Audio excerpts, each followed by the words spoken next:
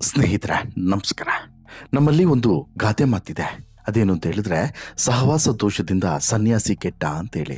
ಅಂದರೆ ನಮ್ಮ ಜೊತೆಗಿರೋರು ಎಂಥವರು, ನಾವು ಯಾರ ಸಹವಾಸವನ್ನು ಮಾಡ್ತೀವಿ, ಅದರ ಮೇಲೆ ನಮ್ಮ ಬದುಕು ನಿರ್ಧಾರವಾಗಿರುತ್ತೆ. ನಮ್ಮ ಇಮೇಜು ಒಂದು ಪಿಕ್ಚರೈಸೇಷನ್ ಆಗಿರುತ್ತೆ ಅನ್ನೋದು ಸ್ಪಷ್ಟ. ನಮ್ಮ ಬದುಕು ಬದಲಾಯಿಸುವಂಥ ಶಕ್ತಿಯು ಕೂಡ ಆ ಸಹವಾಸ ದೋಷಕ್ಕೆ ಇರುತ್ತೆ. ಆ ಸಹವಾಸ ಒಳ್ಳೆಯವರಾದ ಸಹವಾಸ ಆದರೆ ಬದುಕು ಬದಲಾಗುತ್ತೆ, ಇಲ್ಲ ಕೆಟ್ಟವರ ಸಹವಾಸ ಆದರೆ ಬದುಕು ಬರ್ಬಾದಾಗ್ತದೆ. ಇದಕ್ಕೆ ಸಾಕ್ಷಿಯಾಗಿ ನಿಲ್ಲೋದೇ ಈಗ ದರ್ಶನ್ ಅವರ ಸಹವಾಸ ದೋಷ. ಹೌದು, ಸಹವಾಸ ದೋಷದಿಂದ ಸನ್ಯಾಸಿ ಕೆಟ್ಟ ಅನ್ನುವಂಥ ಮಾತಿಗೆ ದರ್ಶನ್ ಅಕ್ಷರಶಃ ಅನ್ವಯ ಆಗ್ತಾರೆ. ಯಾಕೆ ಅಂತ ಹೇಳಿದರೆ, ಸಾರಥಿಯ ನಂತರ ದರ್ಶನ್ ಯಾವತ್ತೂ ಕೂಡ ಸಜ್ಜನರ ಸಹವಾಸವನ್ನು ಮಾಡಲೇ ಇಲ್ಲ. ಮಾಡಿದ್ದಿದ್ದರೆ ಇಂತಹ ದಯನೀಯ ಪರಿಸ್ಥಿತಿ ಇವತ್ತು ದರ್ಶನ್ಗೆ ಖಂಡಿತ ಬರ್ತಾ ಇರಲಿಲ್ಲ. ಸಾರಥಿ ನಂತರ, ಜಗ್ಗುತಾದ ನಂತರ ದರ್ಶನ್ ಬದುಕು ಕಂಪ್ಲೀಟಾಗಿ ಬದಲಾಗಿ ಹೋಯಿತು. ದರ್ಶನ್ ಜೊತೆಗೆ ಅವತ್ತು ಇದ್ದವರು ಇವತ್ತು ಯಾರೂ ಕೂಡ ಇಲ್ಲ ಅನ್ನೋದಕ್ಕೆ ಸಾಕ್ಷಿಯೇ ಇದು. ಸ್ಯಾಂಡಲ್ವುಡ್ನ ದೊಡ್ಡ ದೊಡ್ಡ ನಟರೇ ದರ್ಶನ್ ಬೆನ್ನಿಗೆ ನಿಲ್ತಾ ಇದ್ರು ಒಂದು ಕಾಲದಲ್ಲಿ. ಆದರೆ ಇವತ್ತು ದರ್ಶನ್ ಬೆನ್ನಿಗೆ ಯಾವ ನಟ ನಟಿಯರು ಕೂಡ ನಿಲ್ತಾ ಇಲ್ಲ. ಜೊತೆಗೆ ದರ್ಶನ್ ಜೊತೆಗೆ ತೆರೆಯನ್ನು ಹಂಚಿಕೊಂಡಂಥ ನಟಿಯರು ಕೂಡ ಇವತ್ತು ದರ್ಶನ್ ವಿರುದ್ಧವೇ ಬೆಂಕಿ ಉಂಡೆಯನ್ನು ಉಗುಳ್ತಾ ಇದ್ದಾರೆ. ದರ್ಶನ್ ಮಾಡಿದಂಥ ಕೃತ್ಯಕ್ಕೆ ಸರಿಯಾದಂಥ ಶಿಕ್ಷೆ ಆಗ್ತಾ ಇದೆ ಬಿಡಿ ಅಂತಲೂ ಕೂಡ ಅದೇ ನಟ ನಟಿಯರು ಮಾತನಾಡಿಕೊಳ್ತಾ ಇದ್ದಾರೆ. ಸಾಕಷ್ಟು ಜನ ಸ್ಯಾಂಡಲ್ವುಡ್ನ ಸ್ನೇಹಿತರು, ಯಾಕೆ ಸರ್ ಕೆಸರಿಗೆ ಕಲ್ಲು ಹೊಡೆಯೋದು, ಕೊಚ್ಚೆಗೆ ಕಲ್ಲು ಹಾಕಿದ್ರೆ ಆ ಕೊಚ್ಚೆ ನಮ್ಮ ಮೈ ಮೇಲೆ ಹಾರೋದು, ಹಾಗಾಗಿ ಕೊಚ್ಚೆಗೆ ಕಲ್ಲು ಹಾಕ್ತಾ ಇರೋದೇ ಬೆಟರು ಅಂತ ಹೇಳ್ಬಿಟ್ಟು ಮೌನವನ್ನು ವಹಿಸಿದರೆ, ಇನ್ನೊಂದಷ್ಟು ಜನ ಇಲ್ಲ, ಇಂಥವನಿಗೆ ಇಂಥ ಶಿಕ್ಷೆ ಆಗಬೇಕು, ಯಾವತ್ತೂ ಕೂಡ ಕಾನೂನನ್ನು ಕೈಗೆ ತೆಗೆದುಕೊಳ್ಬಾರ್ದು, ತೆಗೆದುಕೊಳ್ಳುವವರಿಗೆ ಇಂಥ ಶಿಕ್ಷೆ ಪಾಠವಾಗಬೇಕು ಅನ್ನುವಂಥ ಶಾಪವನ್ನು ಹಾಕ್ತಾ ಇದ್ದಾರೆ. ಹಾಗಾದರೆ ದರ್ಶನ್ ಇವತ್ತಿನ ಈ ಪರಿಸ್ಥಿತಿಗೆ ದರ್ಶನ್ ಅವರ ಸಹವಾಸ ಮತ್ತು ದರ್ಶನ್ ಅವರ ಸ್ನೇಹಿತರು ಯಾವ ರೀತಿ ಕಾರಣಕರ್ತರು? ಸ್ನೇಹಿತರು ಅನ್ನೋದಕ್ಕಿಂತನೂ ಕೂಡ ದರ್ಶನ್ ತನ್ನ ಬದುಕನ್ನು ಬದಲಾಯಿಸಿಕೊಳ್ಳಿಕ್ಕೆ ಇದ್ದಂತಹ 2-3 ಅವಕಾಶವನ್ನು ಕೈ ಚೆಲ್ಲಿದ್ದು ಯಾರಿಗೋಸ್ಕರ, ಯಾರಿಂದ? ಇವೆಲ್ಲದರ ಬಗ್ಗೆ ಕಂಪ್ಲೀಟ್ ಮಾಹಿತಿಯನ್ನು ನಿಮ್ಮ ಮುಂದೆ ಇಡ್ತಾ ಹೋಗ್ತೇನೆ. ಅದಕ್ಕಿಂತ ಮುಂಚೆ ನೀವು ಇನ್ನೂ ಕೂಡ ನಮ್ಮ ಚಾನಲನ್ನು ಸಬ್ಸ್ಕ್ರೈಬ್ ಮಾಡಿಲ್ಲ ಅಂದರೆ ದಯವಿಟ್ಟು ಕೂಡಲೇ ಸಬ್ಸ್ಕ್ರೈಬ್ ಮಾಡಿ ಸ್ನೇಹಿತರೆ. ಹೌದು, ನಿಮಗೆ ಗೊತ್ತಿರಲಿ, ದರ್ಶನ್ ಮೊದಲು ಈ ಥರ ಇರಲಿಲ್ಲ. ದರ್ಶನ್ ಅವರ ಮುಖದಲ್ಲಿ ಒಂದು ಮುಗ್ಧತೆ ಇತ್ತು, ಕಳೆ ಕೂಡ ಇತ್ತು, ಕೆಟ್ಟ ಹವ್ಯಾಸ ಇರಲೇ ಇಲ್ಲ, ಬೇರೆ ಅಭ್ಯಾಸವೂ ಕೂಡ ಇರಲಿಲ್ಲ. ಎಲ್ಲರನ್ನು ಕೂಡ ಗೌರವದಿಂದ ಕಾಣುವಂಥ ವ್ಯಕ್ತಿತ್ವ ಈ ಥರದ್ದಾಗಿತ್ತು. ಕಷ್ಟದಿಂದ ಮೇಲ್ ಬಂದಿದ್ದರಿಂದ ಸಹಜವಾಗಿ ಸ್ವಲ್ಪ ಸ್ವಾಭಿಮಾನವೂ ಕೂಡ ಹೆಚ್ಚೇ ಇತ್ತು. ಆದರೆ ಒಂದೇ ಒಂದು ತಪ್ಪು ಅಥವಾ ಒಂದೇ ಒಂದು ಸಹವಾಸ ದರ್ಶನನ್ನು ಕಂಪ್ಲೀಟಾಗಿ ಬದಲಾವಣೆ ಮಾಡಿಬಿಡ್ತು. ಆ ಕಾಲದಲ್ಲಿ ಇವರ ಸುತ್ತಮುತ್ತ ಇದ್ದವರು ಎಲ್ಲ ಸ್ಟಾರ್ ನಟರೇ. ಆದರೆ ಇವತ್ತು ಅವ್ರು ಯಾರು ಕೂಡ ಇವರ ಜೊತೆಗಿಲ್ಲ.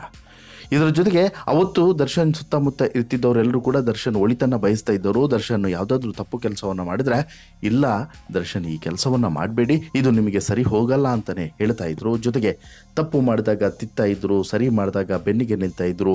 ಯಾರಾದಾದರೂ ಕಷ್ಟಕ್ಕೆ ಮಿಡಿಬೇಕು ಅಂತ ಹೇಳಿದರೆ ಬೆನ್ನಿಗೆ ಬೆನ್ನು ನಿಂತು ದರ್ಶನ್ ಸಹಾಯ ಮಾಡುವಂಥ ಸಂದರ್ಭದಲ್ಲಿ ನಿಲ್ತಾ ಇದ್ರು. ದರ್ಶನ್ಗೆ ಅಷ್ಟು ದೊಡ್ಡ ಸಹಾಯ ಮಾಡುವಂಥ ಗುಣ ಇದೆ ಅಂತ ಹೇಳ್ಬಿಟ್ಟು ಎಲ್ಲರೂ ಕೂಡ ಇಷ್ಟಪಡ್ತಾ ಇದ್ರು. ಆದರೆ ಇವತ್ತಿಗೆ ಕಂಪ್ಲೀಟಾಗಿ ಎಲ್ಲರ ಬದುಕು ಬದಲಾಗಿ ಹೋಗಿದೆ, ಎಲ್ಲರ ದಾರಿಯೂ ಕೂಡ ಬದಲಾಗಿದೆ. ಎಲ್ಲರೂ ಕೂಡ ತಿರುವನ್ನು ತೆಗೆದುಕೊಂಡಿದ್ದಾರೆ, ದರ್ಶನ್ನಿಂದ ದೂರ ಆಗಿದ್ದಾರೆ. ಆದರೆ ದರ್ಶನ್ ಅದಾದ ಬಳಿಕ ದರ್ಶನ್ ಸಂಪಾದನೆ ಮಾಡಿದಂತಹ ಸ್ನೇಹ ಮತ್ತು ದರ್ಶನ್ ಜೊತೆಗೆ ಇರೋರು ಇವತ್ತು ಈ ಎಲ್ಲ ಕೃತ್ಯಗಳಿಗೆ ನೇರ ಹೊಣೆಗಾರರು, ಕೃತ್ಯಕ್ಕೆ ಕಾರಣಕರ್ತರು ಅಂತ ಹೇಳಿದ್ರು ಕೂಡ ಸುಳ್ಳಾಗಲ್ಲ. ಯಾವಾಗ ನಾವು ಮಾಡುವಂಥ ಸಹವಾಸ ಕ್ವಾಲಿಟಿ ಆಗಿರುತ್ತೋ ಆವಾಗ ನಮ್ಮ ಬದುಕು ಕೂಡ ಕ್ವಾಲಿಟಿ ಆಗಿರುತ್ತೆ. ಯಾವಾಗ ನಾವು ಮಾಡುವಂಥ ಸಹವಾಸ ಈ ರೀತಿ ಕೊಚ್ಚೆಗಳದಾಗಿರುತ್ತೋ ಆಗ ನಮ್ಮ ಬದುಕು ಕೂಡ ಕೊಚ್ಚೆ ಆಗುತ್ತೆ ಅನ್ನೋದಕ್ಕೆ ಸಾಕ್ಷಿ ದರ್ಶನ್ ಜೊತೆಗೆ ಇವತ್ತಿರುವಂತಹ ಒಂದಷ್ಟು ಜನರು. ಬಹುಶಃ ನಿಮಗೆ ಗೊತ್ತಿದೆಯೋ ಗೊತ್ತಿಲ್ವೋ, ದರ್ಶನ್ ಸಾಲು ವಿವಾದಗಳಿಗೆ ಗುರಿಯಾಗ್ತಿರೋದೇ ಅವರ ಸಹವಾಸ ದೋಷಗಳಿಂದ ಅಂಥೇಳಿ. ಅವತ್ತು ಮೈಸೂರಿನಲ್ಲಿ ನಡೆದಂತಹ ಕೃತ್ಯಗಳಿರ್ಬೋದು, ಗಲಾಟೆಗಳಿರ್ಬೋದು, ಅದಾದಮೇಲೆ ಉಮಾಪತಿಯ ಚೆಕ್ ವಿಚಾರ ಆಗಿರ್ಬೋದು, ಅದಾದಮೇಲೆ ಬಂದಂಥ ಒಂದಷ್ಟು ಆರೋಪಗಳಿರ್ಬೋದು, ಪಬ್ನಲ್ಲಿ ನಡೆದಂಥ ಗಲಾಟೆಗಳಿರ್ಬೋದು, ಹೀಗೆ ಒಂದಲ್ಲ ಎರಡಲ್ಲ ದರ್ಶನ್ ಅಕ್ಷರಶಃ ಈಗ ಸಾಲು ವಿವಾದಗಳಲ್ಲಿ ಸಿಲುಕಿಕೊಳ್ತಾ ಇದ್ದಾರೆ. ಆದರೆ ಒಂದು ಕಾಲದಲ್ಲಿ ದರ್ಶನ್ ಸುತ್ತಮುತ್ತ ಇದ್ದವರೇ ಈ ಯಾವ ವಿವಾದಕ್ಕೂ ಕೂಡ ದರ್ಶನ್ ಹೋಗದ ರೀತಿಯಲ್ಲಿ ನೋಡಿಕೊಳ್ತಾ ಇದ್ರು. ಯಾವುದು ತಪ್ಪು ಯಾವುದು ಸರಿ ಅಂತೇಳ್ಬಿಟ್ಟು ನೇರವಾಗಿ ದರ್ಶನ್ಗೆ ಹೇಳ್ತಾ ಇದ್ರು. ಆದರೆ ಹಣ, ಬಲ, ಅಧಿಕಾರದ ಶಕ್ತಿ ಎಂಥವರ ತಲೆಯನ್ನು ಕೂಡ ತಿರುಗಿಸ್ತದೆ. ಇದಕ್ಕೆ ಜ್ವಾಲಂತ ಉದಾಹರಣೆಯೇ ಈ ದರ್ಶನ್ಗೆ 2004ರಲ್ಲಿ ಯೋಗ ಮತ್ತು ಯೋಗ್ಯತೆ ಎರಡೂ ಕೂಡ ಕೈ ಹಿಡಿದಿತ್ತು. ಚಿತ್ರಾನ್ನದಂತೆ ಇದ್ದಂತಹ ಕಲಸಿಪಾಳ್ಯ ಅನ್ನುವಂಥ ಸಿನಿಮಾ ಸೂಪರ್ ಸ್ಟಾರ್ ಪಟ್ಟಕ್ಕೇರಿತ್ತು. ದರ್ಶನ್ಗೆ ಆಗ ಕೇವಲ 27 ವರ್ಷ. 30 ದಾಟುವ ಮೊದಲು ಸಿಕ್ಕಂಥ ಈ ಜನಪ್ರಿಯತೆಯಿಂದ ಆಕಾಶಕ್ಕೆ ಏಣಿ ಹಾಕಿದಂಥ ದರ್ಶನ್ ಛಾಯಾಗ್ರಾಹಕ ಮತ್ತು ನಿರ್ಮಾಪಕ ಅಣಜಿ ನಾಗರಾಜ್ ಜೊತೆಗೆ ಸೇರಿ ತನ್ನ ಸುತ್ತ ಇದ್ದಂಥ ಅನೇಕ ಹಿತೈಷಿಗಳಿಂದ ದೂರವಾದಂತಹ ಬಳಿಕ ಹಣದ ಅಮಲು, ಅಳೆತು ಮಿಗಿದ ಜನಪ್ರಿಯತೆ, ಸುತ್ತಲೂ ಮುಳುಗುವ ಜೈಕಾರದ ನಶೆಯಲ್ಲಿ ತೂರಾಡೋದಕ್ಕೆ ಶುರು ಮಾಡಿದರು. ಆ ನಂತರ ಹೆಣ್ಣಿನ ಹಿಂದೆ ಬಿದ್ದಂತಹ ಇದೇ ದರ್ಶನ್ ತನ್ನ ಚಿತ್ರಣಕ್ಕೆ ಬಣ್ಣ ಹಚ್ಚಿದ ನಾಯಕಿ ಜೊತೆಗೆ ಲವ್ ಡವ್ ಅಂತ ಹೇಳಿಬಿಟ್ಟು ಶುರು ಮಾಡಿದರು. ಇದನ್ನು ಪ್ರಶ್ನಿಸಿದ್ದಂಥ ಹೆಂಡತಿ ವಿಜಯಲಕ್ಷ್ಮಿಗೂ ಕೂಡ ಹಿಗ್ಗಾಮುಗ್ಗ ಸಾಯುವಂತೆ ಹೊಡೆದು ಹಾಕಿದರು. ತನ್ನ ಪೌರುಷದ ಪ್ರದರ್ಶನವನ್ನಷ್ಟೇ ಅಲ್ಲ, ತನ್ನ ವಿಕೃತಿಯನ್ನು ಕೂಡ ಮೆರೆದಿದ್ರು, ಸಿಗರೆಟ್ನಿಂದ ಸುಟ್ಟಿದ್ರು, ನಂತರ ಜೈಲು ಪಾಲು ಆಗಿದ್ರು.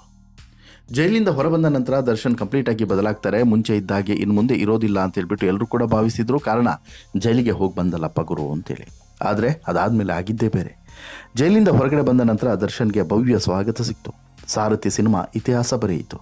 ಇದನ್ನೆಲ್ಲ ಕಂಡು ಹಿರಿ ಹಿಗ್ಗಿದಂಥ ದರ್ಶನ್ ನಾನೇನು ಮಾಡಿದರೂ ಕೂಡ ಬಚಾವಾಗಿ ಬಿಡ್ತೀನಿ ಅನ್ನುವಂಥ ಭ್ರಮೆಯಲ್ಲಿ ಬದುಕೋಕ್ಕೆ ಶುರು ಮಾಡಿದ್ರು, ತೇಲೋಕ್ಕೆ ಆರಂಭಿಸಿದರು. ಇದಕ್ಕೆ ಪೂರಕ ಎನ್ನುವಂತೆ ದರ್ಶನ್ ಕಾಲಿಟ್ಟ ಜಾಗದಲ್ಲಿ ಎಲ್ಲ ಕಡೆಯೂ ಕೂಡ ವಿವಾದಗಳ ಗುರುಹೆ ಸಿಗ್ತಾ ಹೋಗ್ತವೆ. ಅಷ್ಟು ಮಾತ್ರವಲ್ಲ, ದರ್ಶನ್ ಇದಾದ ಬಳಿಕ ಮಾಡಿದಂಥ ಎಲ್ಲ ಸಿನಿಮಾಗಳು ಹಿಟ್ ಆಗ್ತಾ ಹೋದವು. ಅದಕ್ಕಿಂತ ಮುಂಚೆ ಸೋತಂಥ ಸಿನಿಮಾಗಳು ಎಲ್ಲರ ಆಘಾತಕ್ಕೂ ಕೂಡ ಹೆಚ್ಚಿಸಿತ್ತು ಸಹಜವಾಗಿ. ಬಟ್ ಇವತ್ತಿಗೆ ದರ್ಶನ್ ಅವರ ಒಂದು ಈ ದೃಢ ನಿಶ್ಚಯ ಏನಿದೆ, ಇದು ನಂತರ ಹಾಳಿ ತಪ್ತಾ ಹೋಯಿತು ಆ ಸಂದರ್ಭದಲ್ಲಿ. ಇನ್ನು ಇಷ್ಟೆಲ್ಲ ಮಾಡಿದರೂ ಕೂಡ ಇಂದಲ್ಲ ನಾಳೆ ಸರಿ ಹೋಗ್ಬೋದು ಅನ್ನುವಂಥ ಭಾವನೆ ಎಲ್ಲರಲ್ಲೂ ಕೂಡ ಇತ್ತು. ಅಳೆದು ಉಳಿದ ಅಂತಹ ಕೆಲ ಹಿತೈಷಿಗಳು ದರ್ಶನ್ ಜೊತೆಯಲ್ಲೇ ಇದ್ದರು. ಆ ಪೈಕಿ ಪಿಸ್ತಾ ಸೀನಾ ಕೂಡ ಒಬ್ಬ. ಹೌದು, ಪಿ ಶ್ರೀನಿವಾಸ್ ಯಾನೆ ಪಿಸ್ತಾ ಸೀನಾ ಅಂತೇಳಿ ಕರೆಸ್ಕೊಳ್ತಿದ್ದಂಥ ವ್ಯಕ್ತಿ ದರ್ಶನ್ ಎನ್ನುವಂಥ ಸ್ಟಾರ್ ನಟನ ರೇಖೆಯನ್ನು ನೋಡಿಕೊಳ್ತಾ ಇದ್ದ. ಮನೆ, ತೋಟ, ಸಿನಿಮಾ ಸೇರಿದಂತೆ ಸಕಲ ವ್ಯವಹಾರಗಳನ್ನು ಗಮನಿಸಿಕೊಳ್ತಾ ಇದ್ದ. ಇನ್ನು ಒಂದು ಕಾಲಕ್ಕೆ ದರ್ಶನ್ ಲೈಟ್ ಬಾಯ್ ಆಗಿ ಕೆಲಸ ನಿರ್ವಹಿಸುತ್ತಿದ್ದಂಥ ಸಂದರ್ಭ ಒದಗಿ ಬಂದಿತ್ತಲ್ಲ, ಆ ಟೈಮ್ನಲ್ಲಿ ದರ್ಶನ್ ಕಸುಬು ಮಾಡಿದ್ದೆ ಇದೇ ಪಿಸ್ತಾ ಸೀನಾ ಅವರ ಕೈ ಕೆಳಗೆ. ಯಾವಾಗ ಮೆಜೆಸ್ಟಿಕ್ ಸಿನಿಮಾ ಬಂದು ಅದು ಹಿಟ್ಟಾಗಿ ದರ್ಶನ್ ಅನ್ನೋ ನಟ ಸೂಪರ್ ಸ್ಟಾರ್ ಆಗುವ ಮಟ್ಟಕ್ಕೆ ಬೆಳೆದ್ನೋ ಆಗ ಸೀನನನ್ನು ಕರ್ಕೊಂಬಂದು ತನ್ನೊಟ್ಟಿಗೆ ಇರಿಸಿಕೊಂಡಿದ್ದ ಇದೇ ದರ್ಶನ್.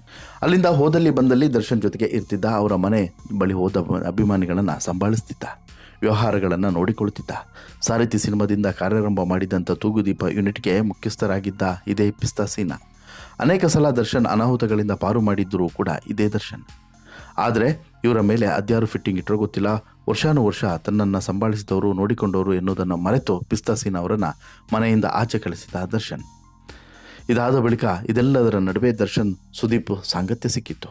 ಆದರೆ ಒಣ ಪ್ರತಿಷ್ಠೆಯಿಂದ ಈ ಸಂಬಂಧವನ್ನು ಕೂಡ ದರ್ಶನ್ ಕಳೆದುಕೊಂಡರು. ಈ ನಡುವೆ ಆರಂಭದಲ್ಲೇ ಜೊತೆಯಲ್ಲಿದ್ದಂಥ ಓಂ ಪ್ರಕಾಶ್, ಸುಧನ್, ಲೋಕೇಶ್, ನಿರ್ಮಾಪಕ ಸಂದೇಶ್ ನಗರ ಸೇರಿ ಅನೇಕರನ್ನು ಧೂಳ ತಳ್ಳಿದಂತಹ ಆನೆ ನಡೆದಿದ್ದೇ ದಾರಿ, ತಾಕತ್ತಿದ್ರೆ ಕಟ್ಟಾಕು ಅನ್ನೋಂಥ ಸವಾಲನ್ನು ಸಿಕ್ಕವರಿಗೆ ಹಾಕ್ತಾ ಚಿತ್ರರಂಗದ ಸಭೆ ಸಮಾರಂಭಗಳಿಂದ ಅಂತರವನ್ನು ಕಾಪಾಡಿಕೊಂಡು ಎಲ್ಲ ಇದ್ದು ಏನೂ ಇಲ್ಲದಂತೆ ದರ್ಶನ್ ಒಬ್ಬಂಟಿಯಾಗಿ ಬದುಕು ಶುರು ಮಾಡಿದ. ಇನ್ನು ಹಿಂದೆ ಎಲ್ಲ ದರ್ಶನ್ ದಿಕ್ಕು ತಪ್ಪಿದಾಗ ಗದರಲು ರೆಬಲ್ ಸ್ಟಾರ್ ಅಂಬರೀಷ್ ಇದ್ರು. ಆದರೆ ಈಗ ಅವರು ಇಲ್ಲ. ಹೀಗೆ ಹುಲಿ ಸಿಂಹಗಳನ್ನು ದತ್ತು ಪಡೆಯುವಂತಹ, ತನ್ನನ್ನು ತಾನೇ ಆನೆ ಅಂತೇಳಿ ಹೋಲಿಸಿಕೊಳ್ಳುವಂತಹ, ಮನೆ ತುಂಬ ನಾಯಿಗಳ ಜೊತೆಗೆ ದಿಕ್ಕು ತಪ್ಪಿಸುವ ನರಿಗಳನ್ನು ಸಾಕಿಕೊಂಡ ಪರಿಣಾಮ ಇವತ್ತು ಕಣ್ಮುಂದೆ ಇದ್ದು ಇಲ್ಲದಂತಹ ಪರಿಸ್ಥಿತಿ ಬಂದಿದೆ. ಗೊತ್ತಿಲ್ದೆಯೋ ಈ ಪ್ರಕರಣದಲ್ಲಿ ಕೂಡ ದರ್ಶನ್ ಹೊರಬರಬಹುದು. ಹಿಂದೆಯಂತೆ ಈ ಬಾರಿ ಕೂಡ ಇವನ ಅಭಿಮಾನಿಗಳು ಇವನನ್ನು ಮತ್ತೆ ತಲೆ ಮೇಲೆ ಎತ್ತಿ ಮೆರೆಸಬಹುದು. ಆದರೆ ಸದ್ಯ ಮಟ್ಟಿಗೆ ಡೆವಿಲ್ ಇಮೇಜ್ ತೇಪೆ ಹಚ್ಚೋದಕ್ಕೆ ಆಗದಷ್ಟು ಡ್ಯಾಮೇಜ್ ಆಗಿ ಹೋಗಿದೆ. ಇನ್ನಾದರೂ ಕೂಡ ದರ್ಶನ್ ಸುಧಾರಿಸ್ಕೊಳ್ತಾನಾ ಇಲ್ವಾ ಅನ್ನೋದನ್ನು ಕಾದು ನೋಡಬೇಕು. ಯಾಕಂತ ಹೇಳಿದ್ರೆ ಇಷ್ಟು ಸಮಯದಲ್ಲಿ ಸುಧಾರಿಸ್ಕೊಳ್ಳದೆ ಇರುವಂಥ ವ್ಯಕ್ತಿ ಈಗ ಸಡನ್ನಾಗಿ ಜೈಲಿನಿಂದ ಹೊರಗಡೆ ಬಂದರೆ, ಬೇಲ್ ಪಡೆದು ಜೈಲಿನಿಂದ ಹೊರಗಡೆ ಬಂದರೆ ಸುಧಾರಿಸ್ಕೊಳ್ತಾನೋ ಅಥವಾ ಮತ್ತೆ ತನ್ನ ಹಳೆ ಚಾಳಿಯನ್ನೇ ಮುಂದುವರಿಸ್ತಾನೋ. ಈಗಾಗಲೇ ಇಷ್ಟೆಲ್ಲ ಮಾಡಿದ್ದಾರೆ ನನ್ನ ಈ ಗ್ಯಾಂಗ್ನವರು, ಇವರನ್ನು ಬಿಟ್ಟರೆ ಹೇಗೆ ಅಂತ ಹೇಳ್ಬಿಟ್ಟು ಅದೇ ಗ್ಯಾಂಗ್ನ ಜೊತೆಗೆ ಮುಂದುವರೆದು ಮತ್ತೊಂದು ಯಾವುದೋ ಪ್ರಕರಣದಲ್ಲಿ ಲಾಕಾಗಿ ಜೀವನ ಪರ್ಯಂತ ಜೈಲಿನಲ್ಲೇ ಕೊಳೆಯೋ ರೀತಿ ಮಾಡ್ಕೊಳ್ತಾನೋ, ಕಾದು ನೋಡಬೇಕು. ಯಾಕಂತ ಹೇಳಿದ್ರೆ ಇದು ಅಷ್ಟು ಸುಲಭವಾದಂತಹ ಮನಸ್ಥಿತಿಯ ವಿಚಾರ ಕೂಡ ಅಲ್ಲ.